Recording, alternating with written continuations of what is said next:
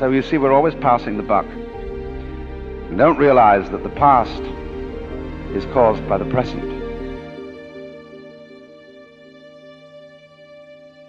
But we've all got excuses. But the truth of the matter is, it all begins here. This is where the creation begins. And you're doing it and won't admit it. Because, of course, you're all God in disguise. Jesus found that out, and they crucified him for saying so. But you don't have to think of God in that image. You can't conceive reality. We could say God is reality. But if I call this the sound of a gong, it isn't the same as this. You see? The sound of a gong is a different sound from that sound. So then, there is practice throughout the world, rather more in Asia than here, although always by a minority of people, a discipline called meditation, which is to get in touch with reality. The word meditation in English doesn't have quite the same meaning, because when we talk of someone meditating, we think of deeply pondering about something. When the Orientals are asked, what do you meditate on? They look slightly puzzled. We don't meditate on anything, we just meditate. And it means, very simply, to stop thinking, temporarily. We talk sometimes about the practice of meditation as if it were like practicing the piano, preparing for a concert. It's much more like the practice of medicine, as when you say, well, I practice medicine. It means you do it every day, it's your way of life. So this is a very odd thing for Westerners to understand, and particularly for Americans, because we are so fixated on the future. When we say we want to put something down, we say it has no future. Well, do you? Much better to have a present. Because if you don't, it's useless to make plans, because when they work out, you won't be there to enjoy them. You'll be thinking of something else.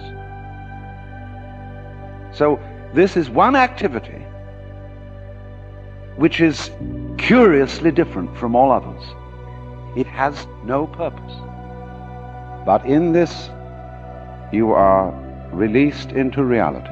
That's why it is said that the angels in heaven have harps, and why they circle the throne of God and sing, Alleluia, Alleluia, Alleluia. You don't think of the meaning of it, you see, because you can't think of the meaning of God. What does God mean? What is God useful for? And so in the same way you can ask, what does a tree mean? What does a cloud mean? What does a fern mean? What's it all about?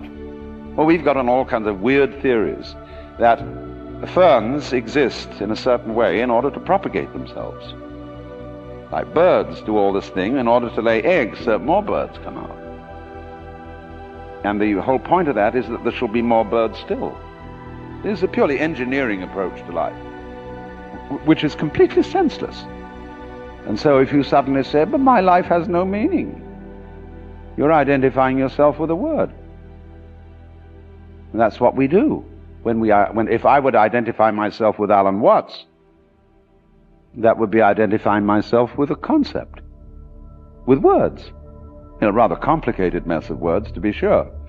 But still, I would have made that mistake. So then, it has to be understood about meditation that it's not an exercise, it's not a gymnastic, it's not the ordinary sort of self-improvement procedure. And one does it not to be good for you, but just because you dig it.